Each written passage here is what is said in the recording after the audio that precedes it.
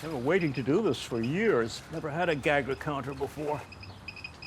It reads alpha, beta, and gamma radioactivity, and we're on a nuclear scavenger hunt here. This stuff has just been packed away for decades. These are. Those are in the Pacific, but anyway, okay. Oops, sorry. Oh, sorry, yes. This is a graphite rod from the first nuclear reactor at the University of Chicago in 1942, Enrico Fermi's nuclear reactor. It was the first time the atom was split. And it's embedded in plexiglass. We're getting 1.208. So that's not what's radioactive here. We can see if it gets more intense. It's more intense in that area. Ooh, ooh. These are basically rocks that were collected. I don't know why or who collected them. These are pitch blende. Oh my! Well, this is from. Okay, that's it. Look, this is from Canada. It's gone crazy. This is the uranium ore right. that made the first nuclear bomb at Alamogordo. This is it. We grew up with this. This really is part of our history. And Okay. Grandpa, he collected mementos of everything he did. And we grew up with this, and I'm not sure I would have penetrated this room like Tommy has. I'm not sure I would have. Penetrated it? Penetrated it, gone in and found it. You know, it's like sacred ground. Aha! This is the sand from the first atom bomb blast at Alamogordo. This is desert sand that was fused into glass by the heat of the explosion. And the fact is, we're not getting very high radioactivity. It's a little above the global Not average. very radioactive at all. No. My grandfather was on ground zero as soon as it's cool enough to walk on. He photographed General Groves and Oppenheimer standing on this green glass. They were at the base of a steel tower, which the bomb was blown up. And that was vaporized, but you could see little bits of steel bars sticking out of the ground. And then he photographed straight down. You can see that the sand boiled. It Yeah. wasn't just melted. That sand boiled. My grandfather, Fritz Goreau, fled Nazi Germany and became a photographer for Life magazine. He didn't see the bomb blast at Alamogordo, but he was there as soon as the ground was cool enough to walk on. The bomb blast that he saw was the first nuclear bomb test in the Pacific at Bikini Atoll.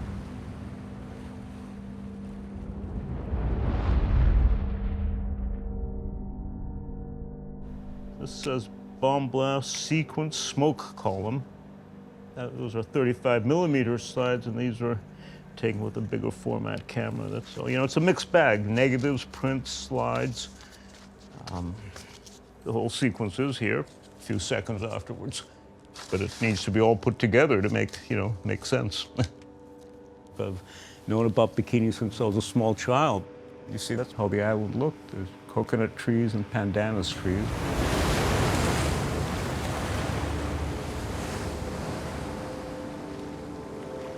At Bikini Atoll, during the nuclear bomb test, there were major scientific studies done.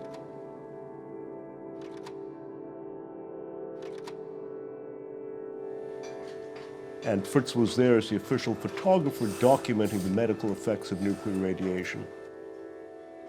He photographed the experimental animals and the marine life that was affected.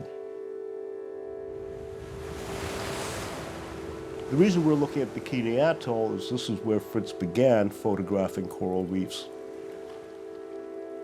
He wandered into a tide pool and he found some corals, so he realized, wow, this is an incredible world under there that no one has ever documented.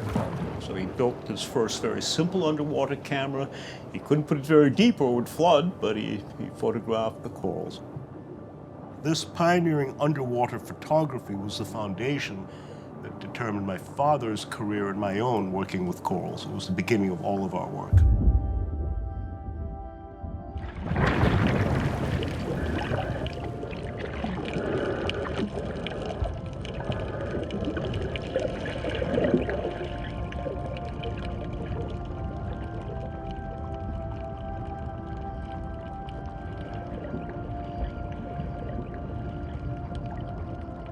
Corals are beautiful, fascinating creatures. They come in many different sizes, shapes, and colors. Their skeletons accumulate for hundreds and even thousands of years, creating huge living reefs.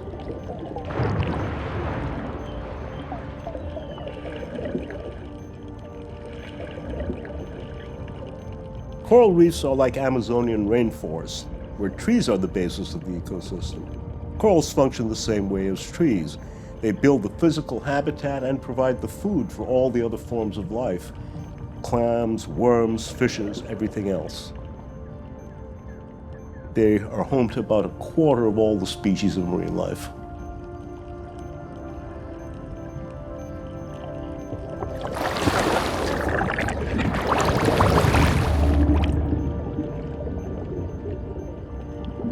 Corals are very sensitive to their environment, and especially to high temperature.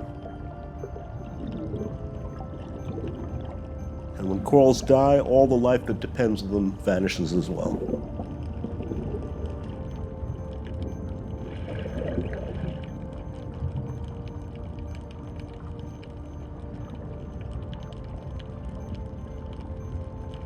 Coral reefs are the first ecosystem collapsing as a result of climate change. For 50 or 60 years, since my father began this work, we've been warning people how vulnerable reefs are. And the fact is, people have just simply been making money off their destruction.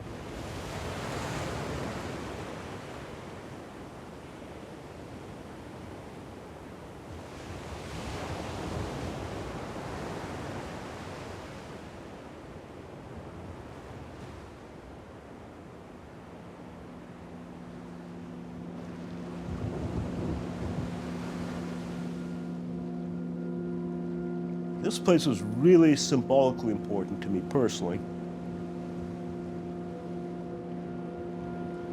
The impact of the climate crisis on corals is the cornerstone of my life's work. It began with Fritz's first pictures of reefs here on Bikini Atoll more than 70 years ago.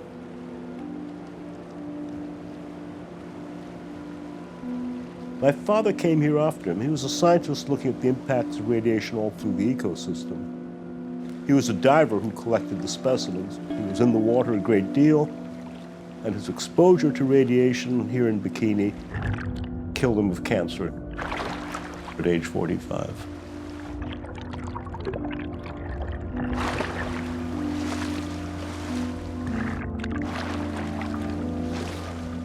It would be great to have time to repeat my father's work here and build on it in the context of global climate change. That would take many weeks. It would take a serious expedition. My trip to Bikini was disappointingly brief. I've tried all my life to come here. It's such a remote place. We managed to get a charter flight, but we only had 5 hours on the island.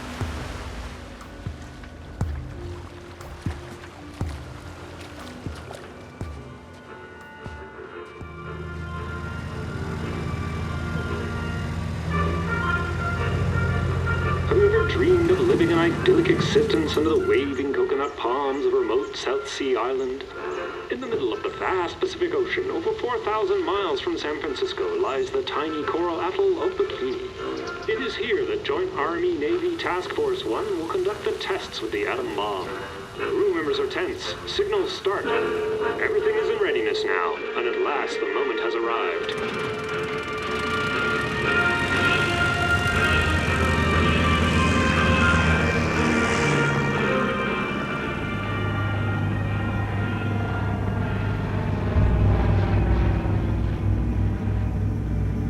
The history of this place makes me think deeply about the purpose of science and the responsibility of scientists.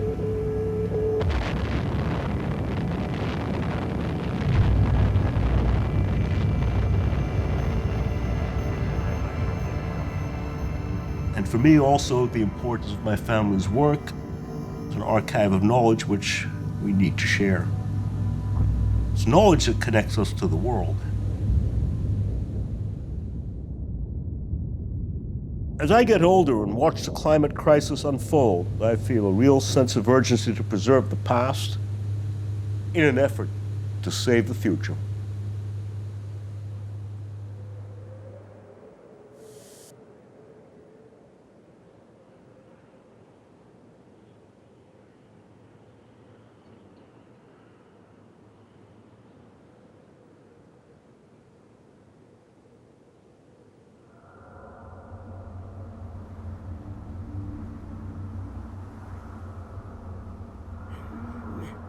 This is the Arctic tundra, bare stretches of flat or gently rolling soggy terrain along the flat coastal plains. This is the land the Yahami would call home. Wet, weak, uninhabited. The endless waterlogged tundra, stretching for thousands of miles to the west of Hudson Bay. Here is a lost world where living is extremely difficult. People lived here for 10 centuries, fishing the lakes, collecting the berries, and hunting the caribou. They were the people of the deer. In 1956, Life magazine took a series of pictures as part of a project called The Epic of Man.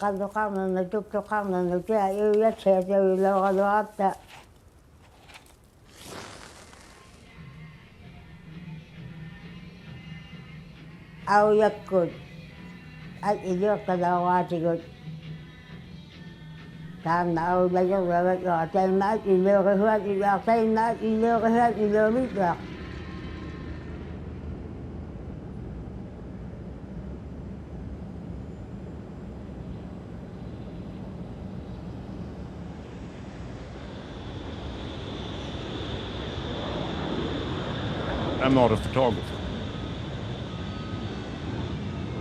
But because my background is in science, I'm really interested in everything. I mean, sort of having a universal mind. And I try to go back to all the places my grandfather and father photographed to see how they are whenever I can, but it's not easy to get to a lot of these places because many of them are very remote.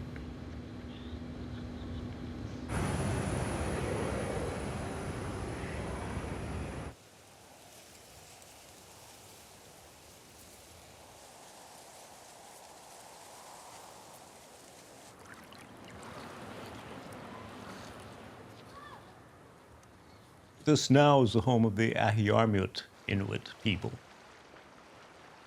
The photos my grandfather took are almost the only good photographic record of their traditional ways of life before they were influenced by outside societies. My grandfather in 1954 spent 2 months with them, living with them in the tundra to photograph everyday life there. They were the only inland Inuit. They lived purely off the caribou. And at that point, they didn't have enough caribou to survive off. Hi, Bobby. And they were forcibly evacuated by the Canadian government to Arviat. What was your grandfather's name? Fritz. Chris. Fritz. Okay. Yes. Yeah. Do you remember him? Oh, yes, extremely well. I talked to him about these pictures and here so many times. So many times, yes. He died in 1986. Does he remember most about? Oh, yes. No, he loved the people here. He remembered his time here. It was so important to him. Really. Yes. Yes, he always regretted not being able to come back. And people here would write him letters, you know, and they'd keep him in touch with things that had happened. He would be thrilled to know that these pictures are coming back.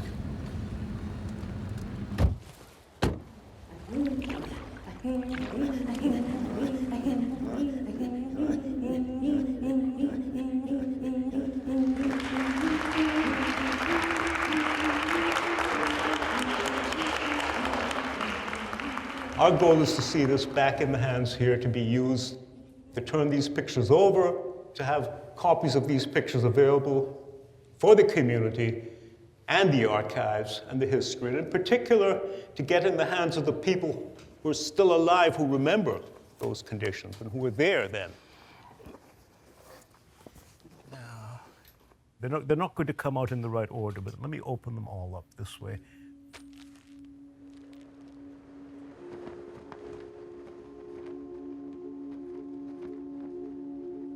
Và quả coi mấy cái Dapat ilagi takwa. Mejor lalaw kami kami.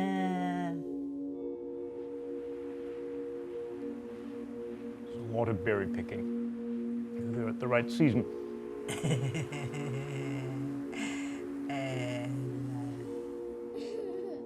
I remember some of them really well. That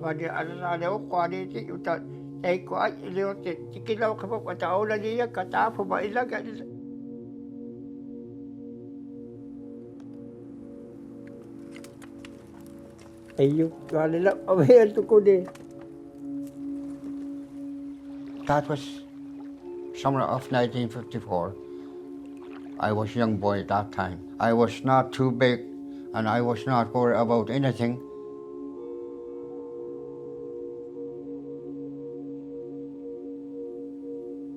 Oh, is this Mary's husband again? That's Mary's husband, yeah. Okay. And that's Mary, my sister. Ako nakatakalit ko kapit bigit ako nga. Kaya tamya ako nga. Ilalaw ka tapa. Ilako nalaw ka.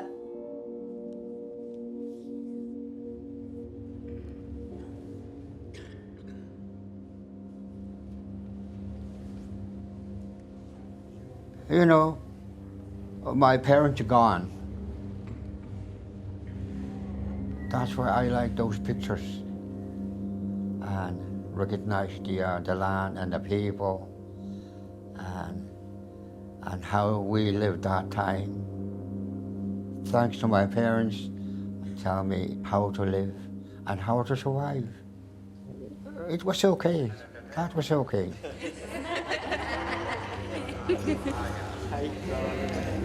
Thank you so much. No, my pleasure. Thank you for coming so great on. This area was once tropical.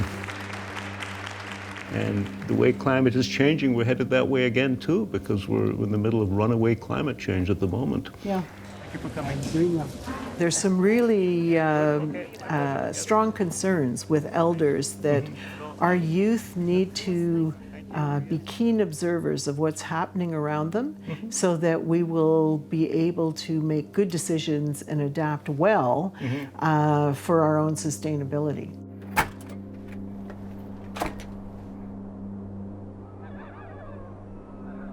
I've never been north of the tree line before. This is the first time. I work in the tropics almost exclusively.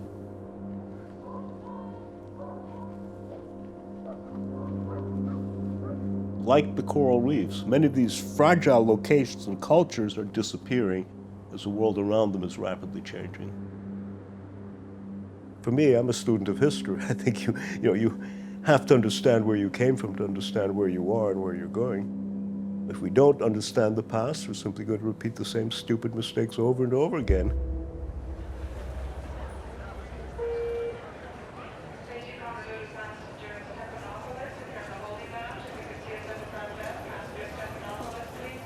Boston's my home. Hey, Tom. How was the flight? Well, it took forever to get to But I don't spend much time here. I just pass through from time to time and waste to other places. I was born in the U.S. and lived in the U.S. most of my life. I'd rather have lived in places that I worked. All right, you're gonna have to get me out of here. You're gonna have to get me out of Oh, here. yeah. Take the Williams Tunnel on the left side, not the Summer Tunnel. Where am I going? No, keep on Straight? 90 west. You don't go to South Boston. So 90 is the Pike. So do I want to be to the right or to the left? Well, the right lane ends up ahead there, so. Yeah. So. I'd rather live in some place so I could swim out to look at my corals every morning in Jamaica or Panama or Bali, but I would have no place to store all the family pictures, which is a huge responsibility. So you got the scanner? Have you tested it yet, or? Yeah, we did just a few scans. Okay. Have to dig into the manual. It's frustrating that I can't be out there in the field growing corals and fighting climate change all the time. I've got to spend a lot of time worrying about old pictures. Well, I want to scan them. These ones here I'd like to do at some point. And you know, they have notes on them, so. I mean, I just don't know if this is supposed to. I'll bet there's an instruction book somewhere.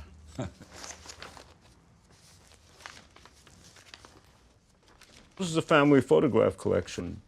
We've been holding on to this for generations. Scan. Shit.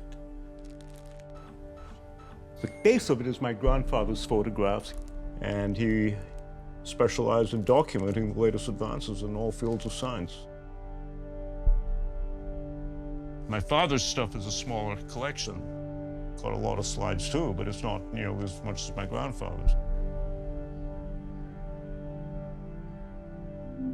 The story that's told in the pictures in this room is essentially the story of the cutting edge of sciences in the last century, from about the 1930s to the 1980s.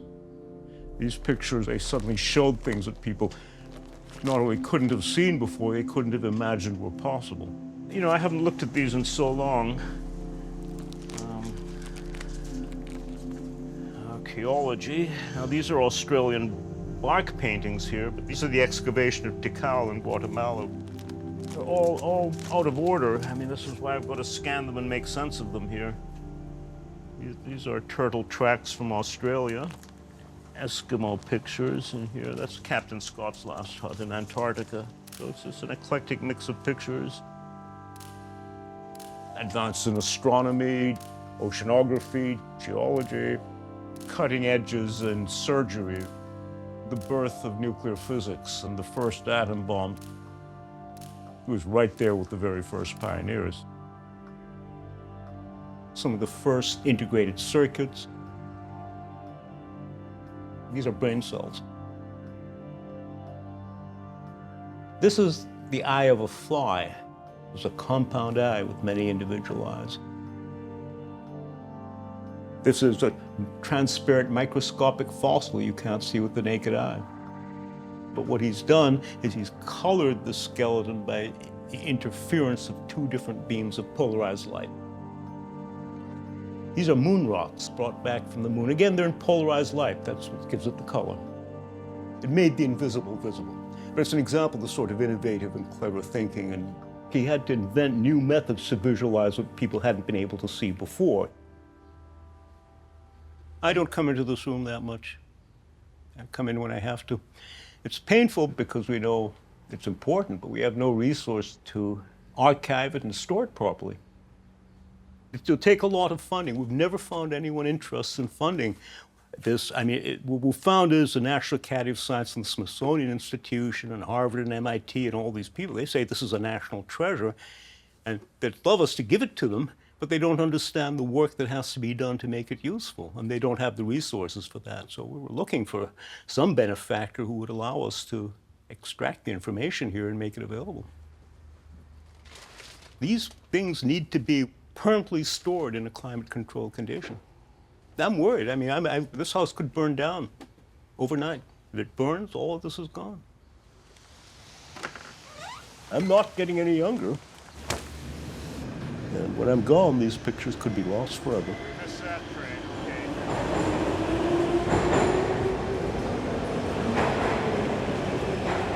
Most scientific reporting is superficial and inaccurate. Part of that is that scientists are very bad at explaining what they do. That was the focus of my grandfather's work. What he saw was that science had these visual possibilities, educational, artistic possibilities. He wanted science to be visual.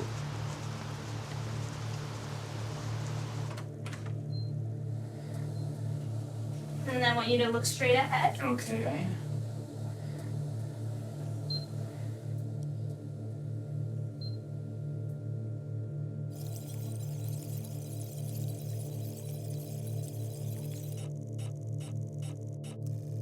Images are almost the purest form of information.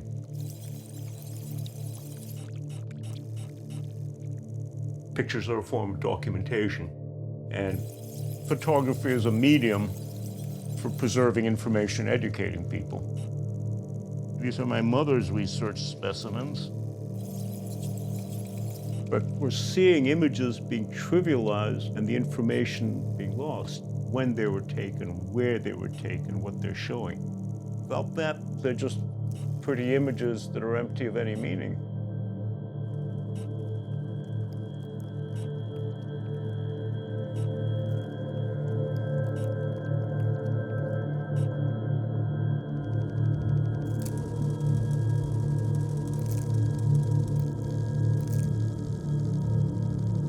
I mean, I work in coral reefs and I work with coral reef people.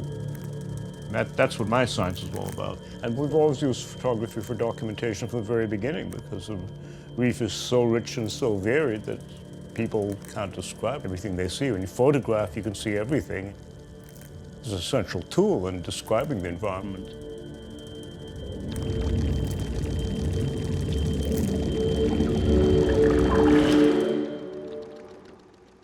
Bahamas, Guam, Palau, the Red Sea. No label. I'm not sure what that is. My father trained people to dive with him to help his research in the tropics when we were diving in those waters. I'd be swimming at the surface, and he would dive down to about 300 feet in Jamaica. So that's me, for instance, 6.5.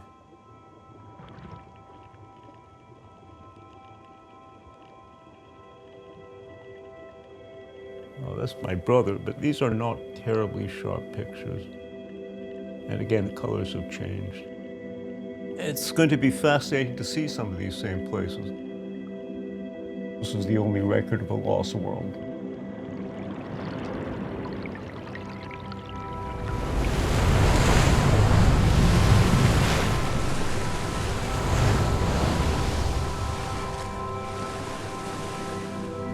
When you look at the north coast of Jamaica, this is a very, very deep ocean right here. And Jamaica is right up against it.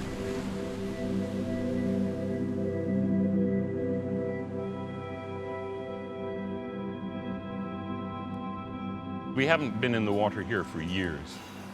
70, 80, 90. 50 years, probably 40 to 50 years since we were here together. One of Dad's favorite diving sites.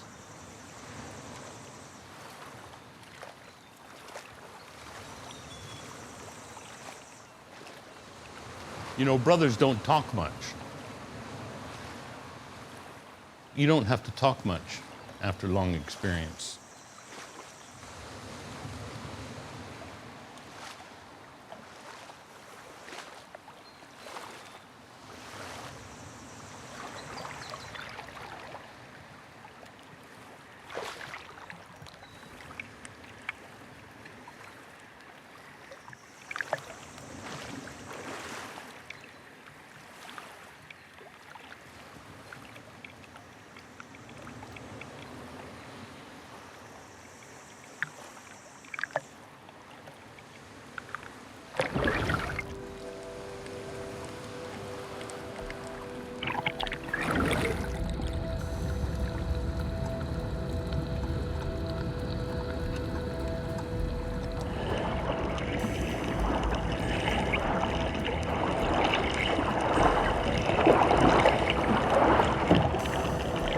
Some of my first memories are actually me and my brother diving on the reef. For years, I would go out there and swim out across the reef, find my corals, to clean the algae off them and measure their growth rates. I did that for years.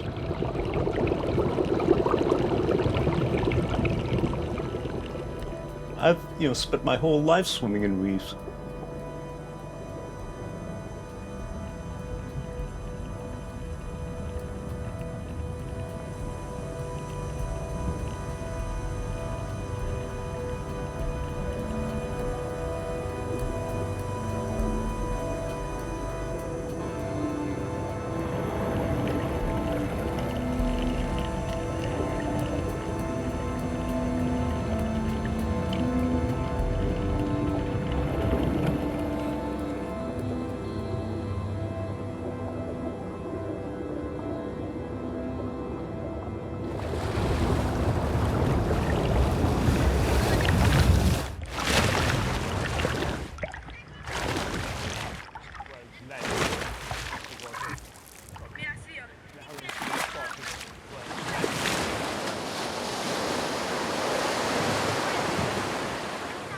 This is the original Puerto Seco Fisherman's Beach. It was a major recreational beach for Jamaicans. It was never really a tourist beach. This is a very special place to me, where some of my very first memories are as a child swimming right here. And this is the original Discovery Bay Marine Lab.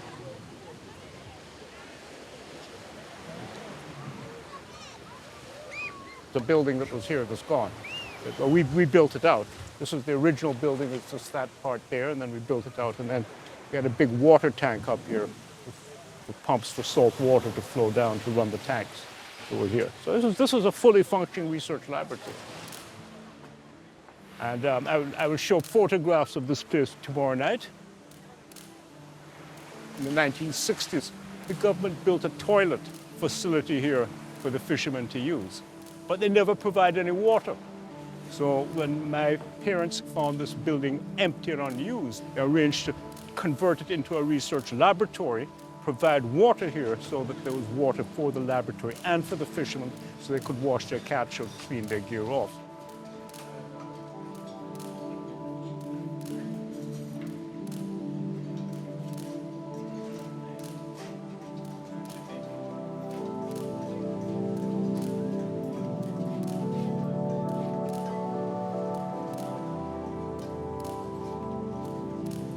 My father, Thomas, started in the 50s and assembled a group of divers over the years. And he took us along as kids to a couple hundred dive sites around the island, maybe 150. We built a lot of our own stuff. We adapted tanks. They were the oxygen tanks that flew on the B-29 bombers during World War II. And we built the cameras. Our grandfather, Fritz, who of course worked for Life magazine, he really influenced and helped my father with his photography.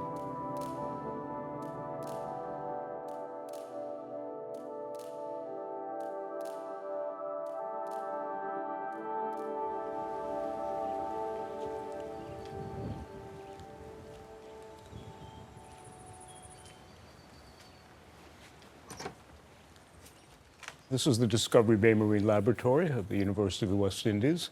It was founded by my father and by my mother. After my father died, my mother lived here at the lab for like a decade or two off, and she's the one who saved coral science by passing on all that knowledge, training a whole new generation of scientists.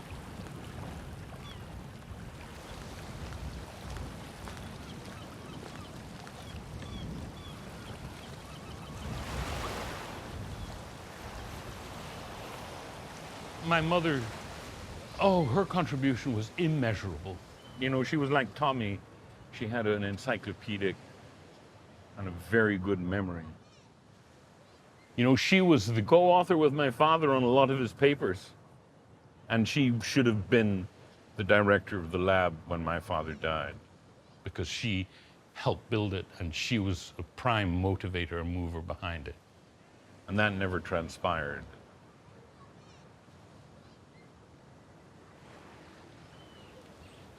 She was a woman, and she was a Panamanian woman. And it speaks to, you know, the establishment at the University of the West Indies, you know, racist English men. So, you know, she never achieved what she could have or should have. There is a certain resentment based on that treatment.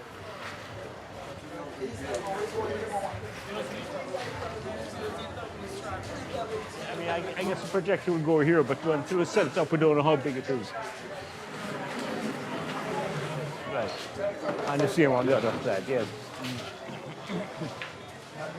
Yeah, man, good, good. Yes, good. Science is beset with politics and has been corrupted by it. Maybe Tommy's career reflects that. We have some photographs taken right on the beach here, at the Fisherman's Beach about 50 years ago.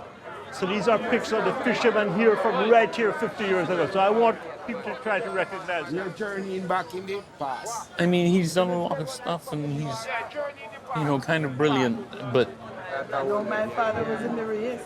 kind of pugilistic as well. No, you see how wide the beach was? God, no. We have lost more than half of that beach, you know, since these pictures were taken. But he felt a strong sense of responsibility and a sense of heritage, I think. It's his choice, you know. He could have walked away too. I did. Tommy's bound to tradition, I'm not. This is the old marine lab on the right. And then the work that was done there became famous around the world, study of coral reefs. Now, coral reefs, you ask why coral reefs are important. They're the most valuable... A lot of Jamaicans cannot swim, much less swim out to a reef. The whole idea of reefs and what's below the surface is very foreign to a lot of us. You know, we can't relate, you know. And they say if you don't know about it, you're not going to care about it, you know. This is one of the most important places in the world. It should be a World Heritage Site for global climate change because if you know what you're looking here, you can see what the climate was like. 130,000 years ago was 1 or 2 degrees warmer. What we're headed for. This level that you see here, right at the inner edge here, up above where I'm pointing, that is the sea level from 120 to 130,000 years ago. At that time, sea level was about 7 or 8 meters higher than today's sea level. You see the sea level back there? Okay, now the carbon dioxide in the atmosphere is about 260 to 280 parts per million, or more than 40% lower than it is today. And that's where that sea level was. The last time it was 1 or 2 degrees warmer than today. Today's level of CO2 is 400 parts per million. The temperature will be about 17 degrees C warmer. And so the equivalent sea level, the equilibrium sea level for today's CO2 is going to be about 23 meters up that cliff. So here you can see the past, the present when you look out to today's sea level, it's right in front of you here, and the future when you look up the cliff.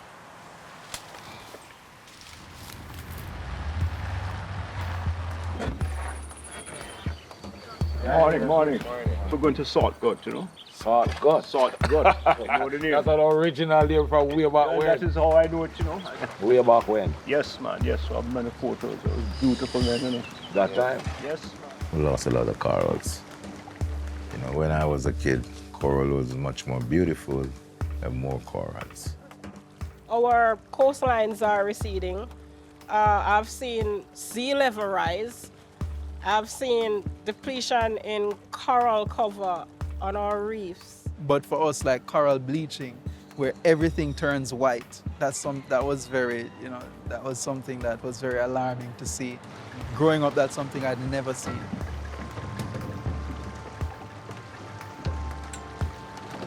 Perfect weather today, you know.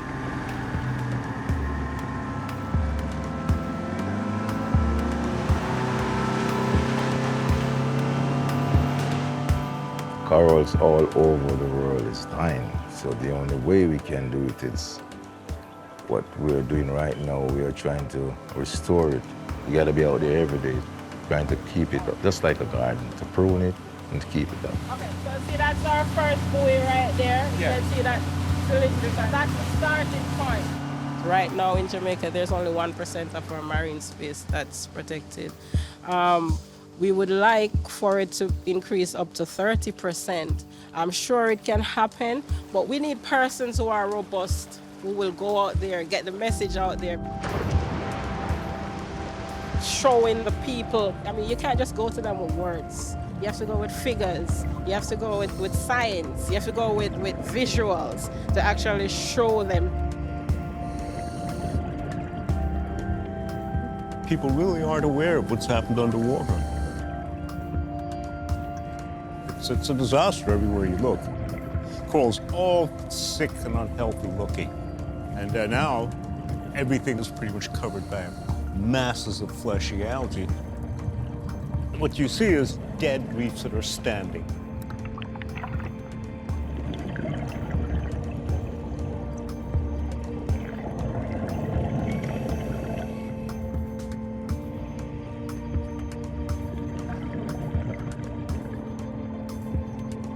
We're diving here in Salt Gut, Pear Tree Bottom in Discovery Bay. Places we used to dive a great deal about 50 years or so ago. And they were exceptional reefs. With a very tremendous topography. And it was really very spectacular.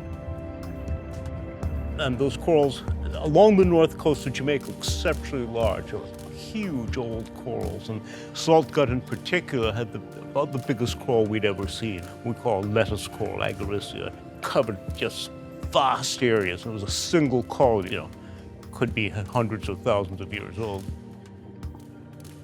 Those old photos take your breath away a little bit, just to see what the reefs were like, because now when we, as a snorkeler, as a scuba diver, you go out and look at the reef, you have to guess what it used to look like. Because you're seeing skeletons of different corals that used to be alive. You can only imagine what was there,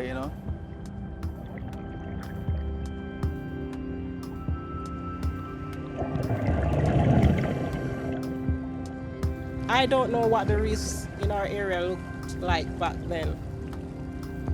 It's actually something to compare. So you could recall, you can look at that time and now, see the difference, see the changes. So that has always been a lot of discussion around that, What are we trying to restore it to? You can look at those and say, what was the dominant coral in this area? And try to understand the community structure, So it's inspiring,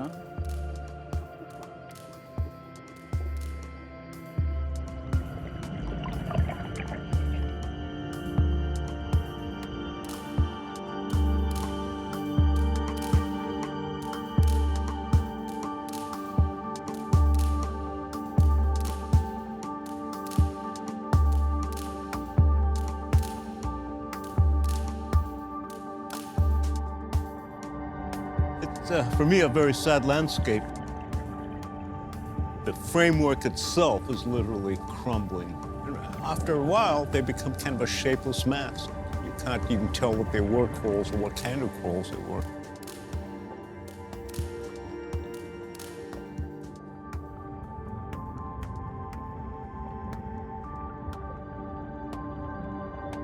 These are ghost reefs.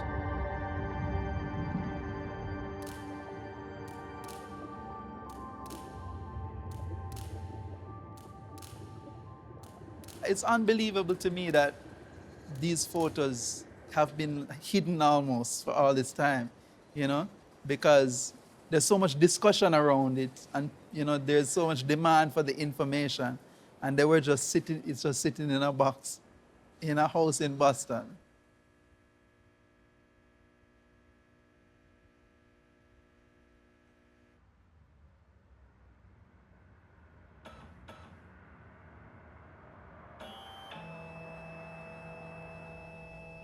We're going through the collection so that we can see what is actually there.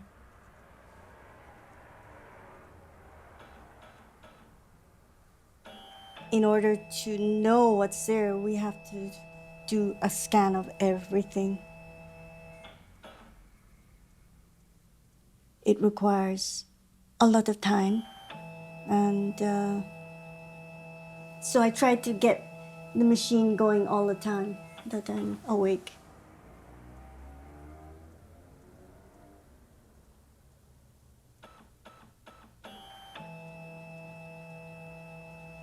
I really don't know why I'm so driven to doing it.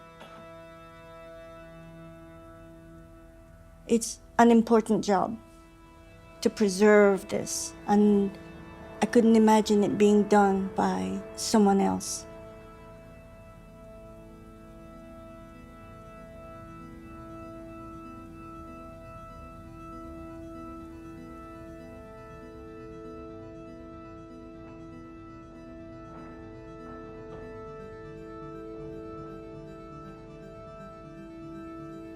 Early on in our marriage, I accepted that I was not his first love. His love was his work.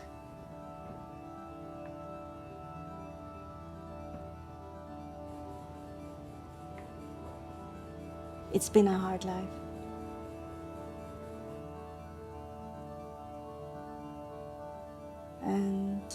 I felt like I was just taking care of the house, you know.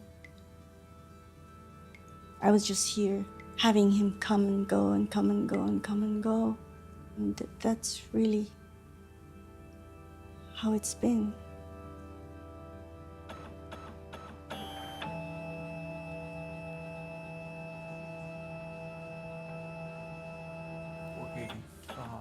Where would 485 be marked? Oh, this is going to be...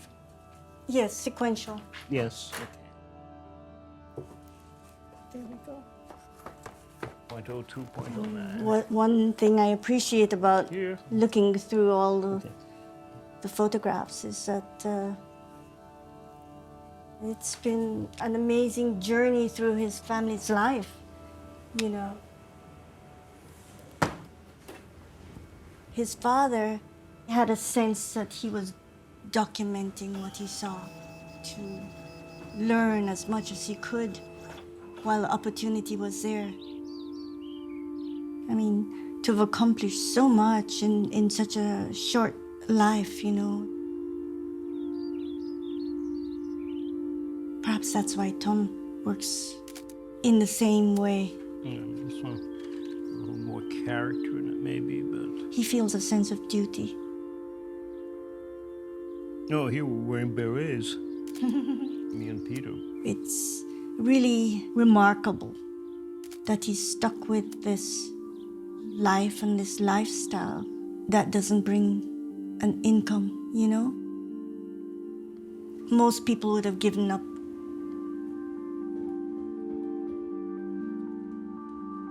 I've always put my work first because you just have to work as hard as you can if you want to really impact the world. If you ease up, you're not going to make much impact. My family doesn't always appreciate that. Just ask my wife.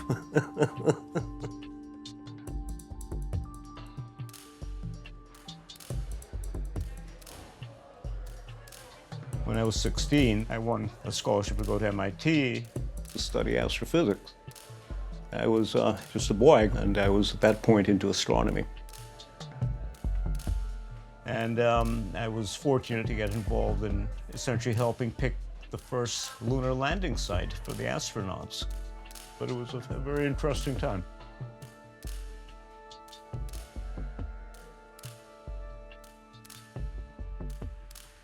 In 1969, the students at MIT went on strike against weapons research on campus. The whole campus shut down. There was lots of money from the US military to make weapons, and that's what MIT was doing during the Vietnam War, and that hasn't changed. The core of the issue for all of us is what is the intellectual responsibility of the scientist. That had a huge influence on me personally, and I felt that I should be doing science that benefited people. When my father died, I realized that I had to continue his work. So I've kind of abandoned all the things that I was trained to do to work on corals, because someone has to keep that knowledge alive and keep that continuity going and not give up. See, this says Great Barrier Reef here. Now, you see, this says, again, what it says on it isn't what's necessarily in there. That's Australia. So these are from 1950 in Australia. In 1950, my grandfather, Fritz Goreau, went to the Great Barrier Reef to photograph for Life magazine. With the resources of Life magazine, he was able to travel the whole length of the Barrier Reef. This is Low Isle, and that's where the lighthouse is. There's a whole bunch of this stuff here. An example of the kind of notes we have. Low Isle was especially important to him. He went to a number of other islands, but Low Isle had been made famous to marine science by the Great Barrier Reef expedition in 1928 to 1929, led by Sir Maurice Young. Are these underwater? No, I think the colors have faded a bit. When my father began working in corals, Maurice was his greatest inspiration. And he was the most famous coral scientist in the world because of the work he did in the 1920s. And Maurice basically adopted my father as his intellectual heir. They were very, very close. I have all the photographs of him on Low Isle that my father took.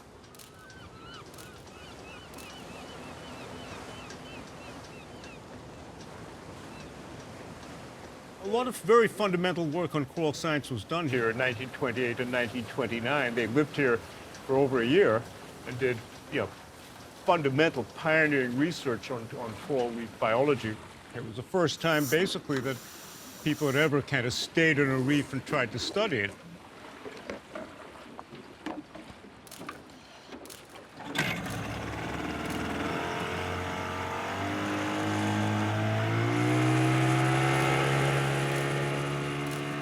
So this is a place where modern coral science began.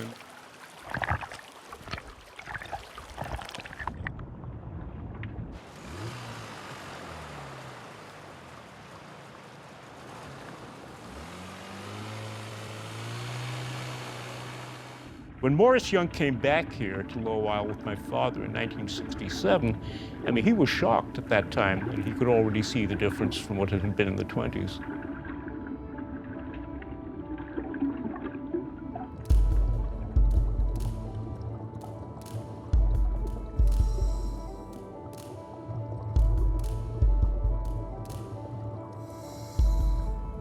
Those areas that had been covered with hard coral were completely covered with algae and soft corals.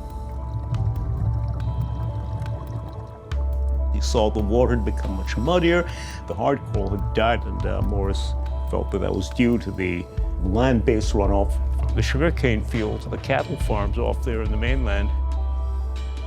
This is before there had been any really severe bleaching events in the Great Barrier Reef.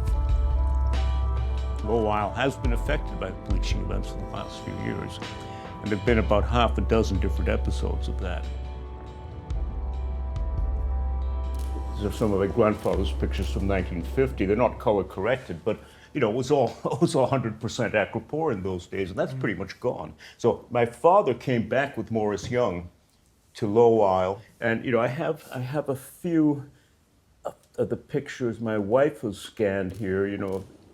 Of course, you've seen more beautiful pictures since then because there have been so many great photographers, but these are the very first underwater pictures. It shows a lot. It shows the abundance. Yes. That's what. Yes. So they're historically important. Now, we really want to essentially scan them all at high resolution so they're available as a permanent exhibition people can see. And would really like to try to find funding for scanning and exhibiting the whole archive of pictures, several thousand. And that would be in the community. The Low Isle, but all the GBR pictures too. I mean, we don't know where to go to funding, except that Australia is obviously the only place where we're likely to find it.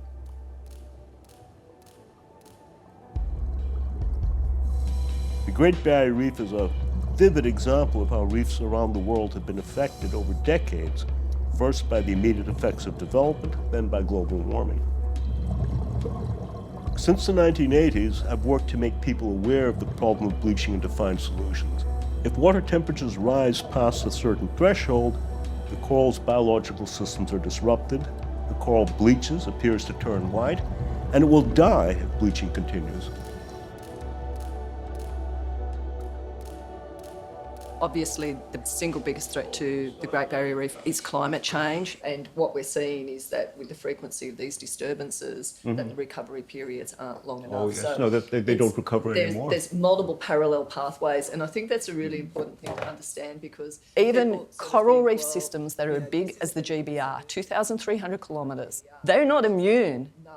But at a local level, what can we do? And I think that's where reef restoration can play a really important role to keep the functioning of the ecological systems and also to support the social, the cultural, the economic values, which are so important to communities.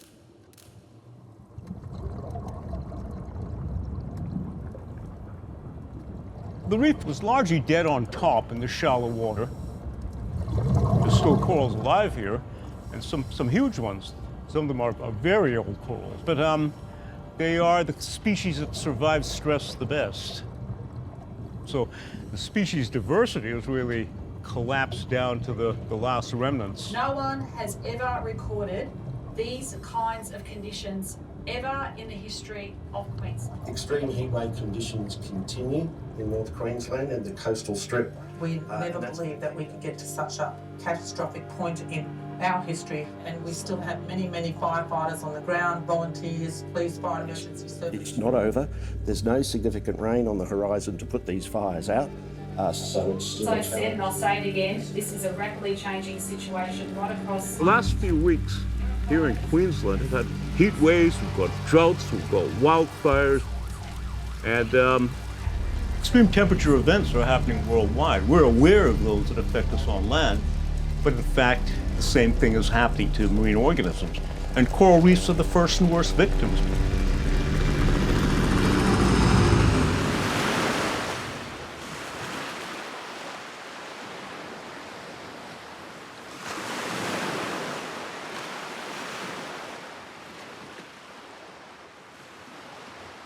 I think all of the old pioneers like Morris Young or like my father would be shocked. You know, they died before the reef started dying on a large scale. They knew it would happen because they knew how vulnerable corals are to changes in temperature, pollution, mud, and all these other things.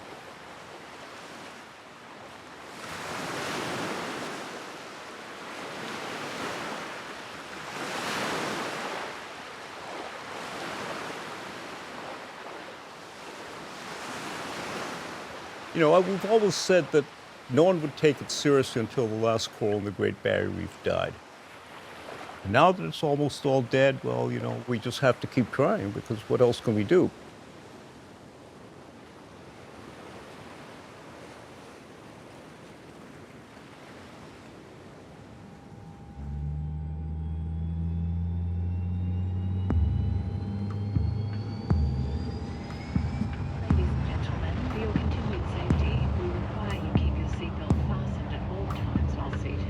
Now, of course, everyone knows global warming's a reality, but as I know the story, when the first mass bleaching events happened, Tom and a guy named Ray Hayes thoroughly investigated. They wrote on it and the factors that cause it. And they did identify that it was water temperature. Global warming was causing mass bleaching events. That was long before I started working with him, but hearing bits and pieces of the story, it seems that it was totally ignored by the scientific community, and it was for decades. As a result, Tom, he kind of made his exodus from academia at that point. And he pretty much gave up on the scientific community because I'm guessing it just seemed like a dead end for him. There was no hope working with government institutions. He just went on his own path, working with biorock. He's been on it ever since. How far away is it? Oh, about an hour and a half. Oh boy. He works relentlessly, nonstop. This past year, we've been on the road pretty much the whole year, and I kind of get burned out after a while, but Tom's always excited about new projects. Dua.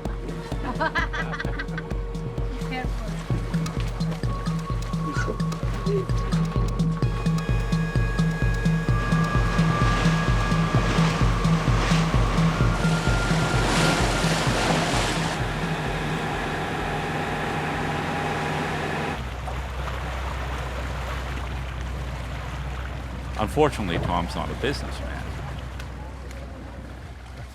Obviously, without funding, you're limited to what you can accomplish. You know, Paulus? Carlos, how are you? Yes, long time.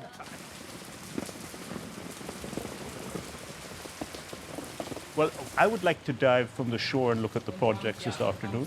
Yeah, A shore dive. okay. And I know Thomas wants to go too. At a later point, we want to make measurements. So maybe we'll focus on diving here tomorrow, and then maybe the next day, 2 days, we can go out. But I'll check the weather forecast. Yeah, the waves and the winds and the rain.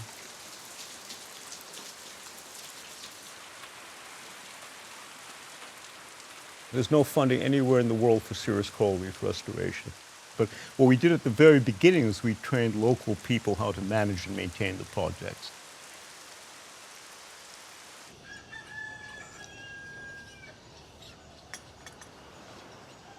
Tom he's a genius. He cares more about the coral reef than himself.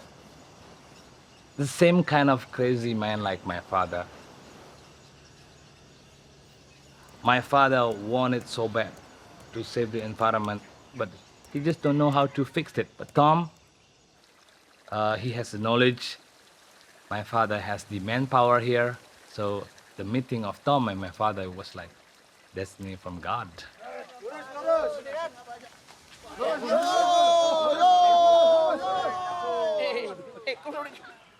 My old man, he loved to dedicate himself in the spiritual works, to be someone who can motivate and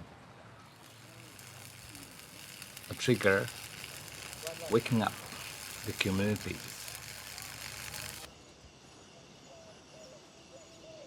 This particular resort is the site of one of the best and longest running coral reef restoration projects anywhere in the world. It was set up by Agung Prana, who was someone who is of the very highest sort of traditional social status. Who's someone the community looked up to, and he was somewhat of a mystic. He would basically derive his inspiration from dreams. You know, the dreams, the gods would tell him what to do. And he died earlier this year. And this project's in his honor. Like the rest of us. Well, at least I found my socks. Oh, my socks. Good stuff out now. I mean, biorock projects can be as simple or as complicated as you want them to be. If you just build a simple structure out of steel and connect some wires, put them out in the ocean and run a very small electric current through them, and you can get decent results. The electricity is actually the solution, strange enough. The electric field we're setting up keeps corals alive when they're bleaching. And it's the electricity that's actually giving them biochemical energy. They've got more energy, they're able to resist stresses that would otherwise kill them. They're just simply a lot healthier. The biorock technology restores corals and keeps them going in adverse conditions. There's no other method that does that. None.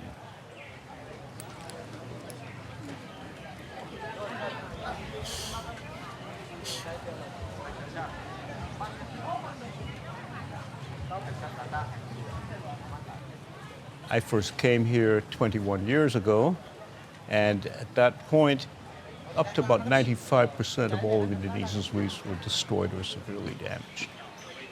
This place was devastated. People thought it was hopeless.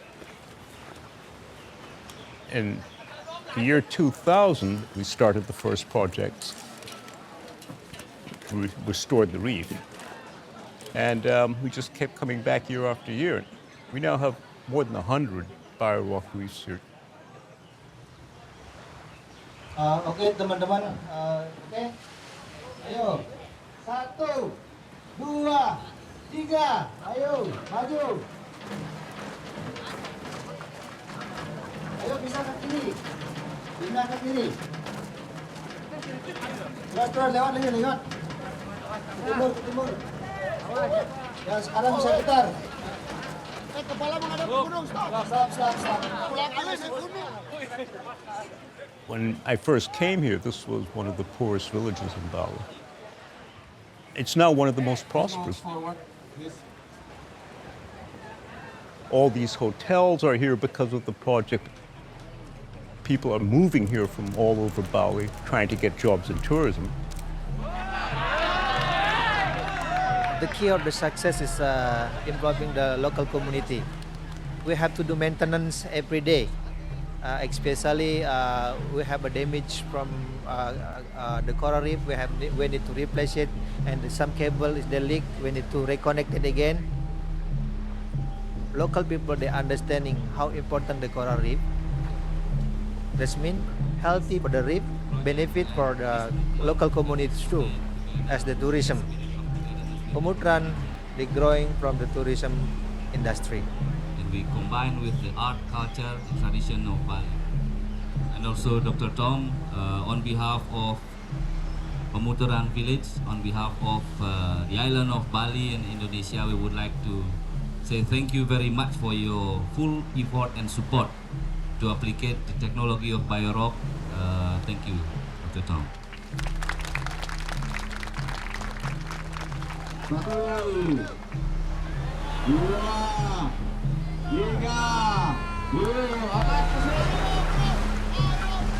Awas kaki.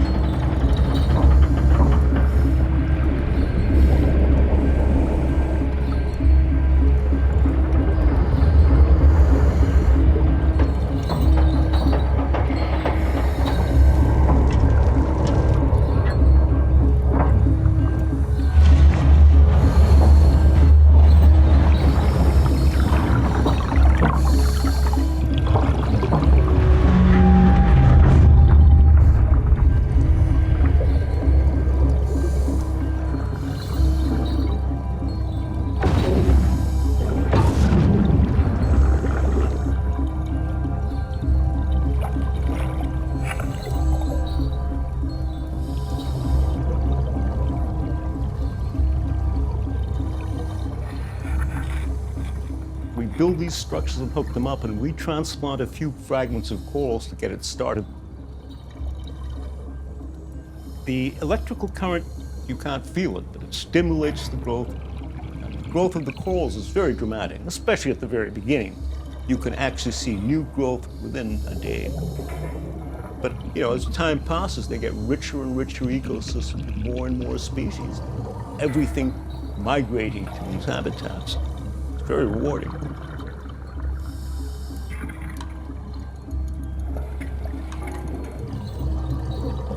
So we're trying to create the most complex ecosystems we have, and we're only beginning to learn.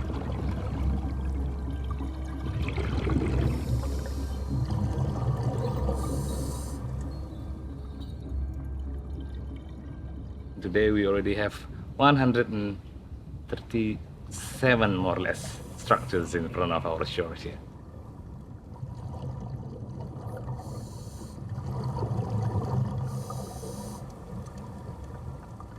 This area is becoming more intimately seeking for their ancient traditions that they will apply for the future, for the improvements of their communities. To be a community-based coastal village tourism destination, which the tourism itself will be an effective tool for the conservation of the environment, the spiritual, the social, and the cultural benefits.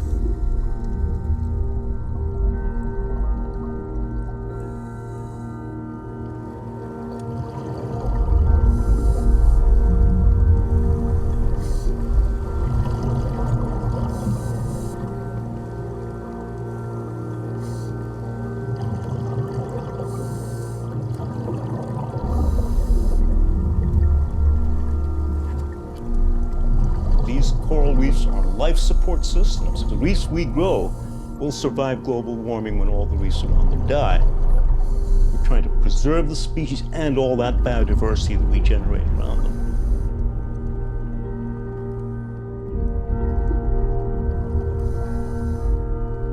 This will help save some patches of reef for the future, if we can control global warming.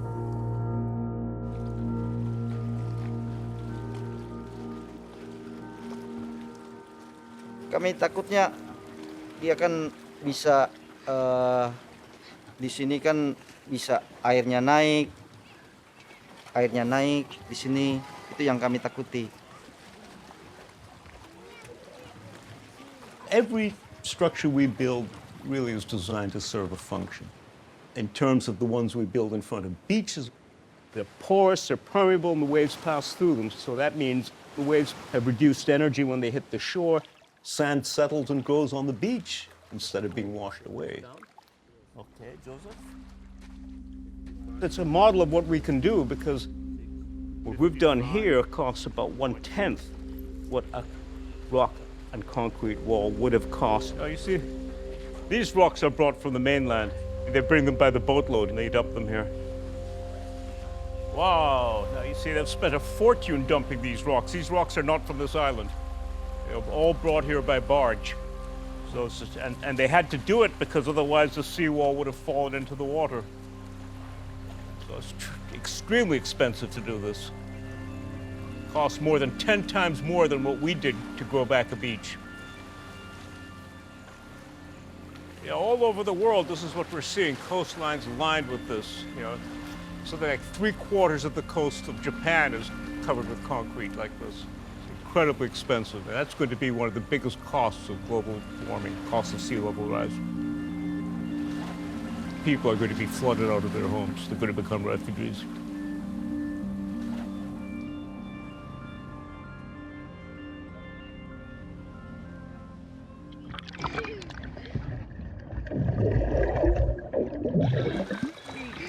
Jadi yang iklim terasa adalah dari angin dan ombak yang membuat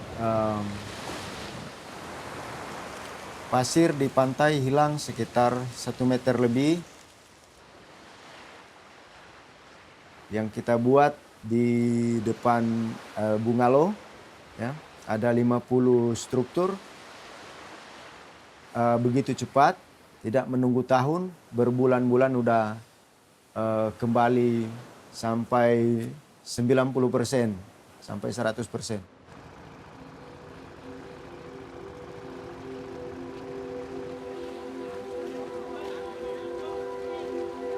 For me, there's no place in the world diving like Indonesia.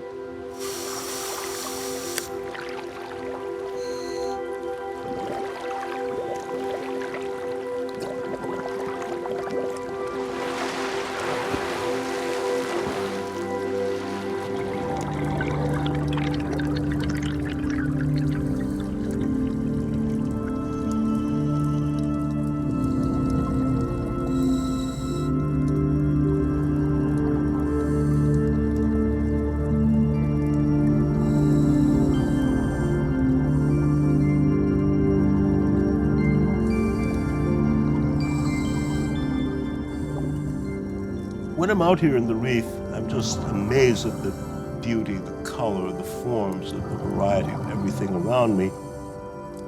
It's just so unbelievably diverse and rich. There's nothing like it in the world. And this is what I've spent my whole life fighting to preserve.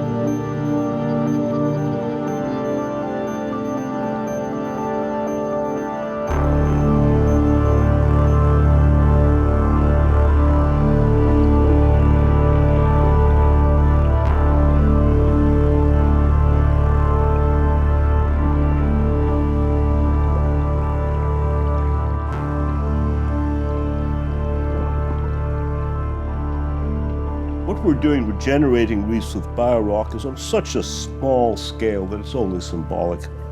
Because the fact is, for every reef we grow, 1 million are dying. Most of the corals in the world have already died from high temperature.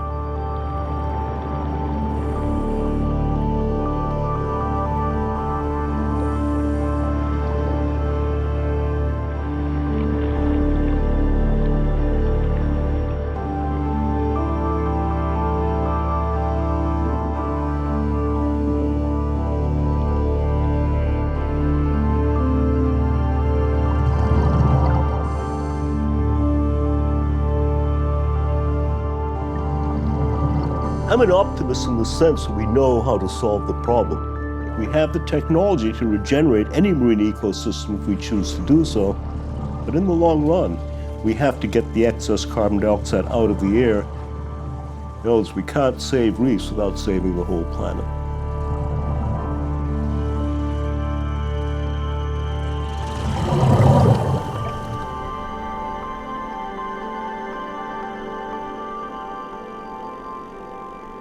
The elders talk about climate change and the fact that Inuit have always adapted to climate change, and that is very strong in their oral history. They talk about this area being warm. It has become cold, but it will eventually warm again, and that we need to adapt to it. The land itself has changed a bit from the time I was growing up on the land, going out with my father. Today, when I go out hunting by myself, I can notice that some lakes and rivers that were used to be around have dried up. That the land itself and the climate has changed over the years. People need to understand that we need the environment more than it needs us, you know, and half a ship doesn't sink. The entire vessel is going down. So you can't say, okay, I'm not being affected now. Probably not directly, but indirectly you are being affected.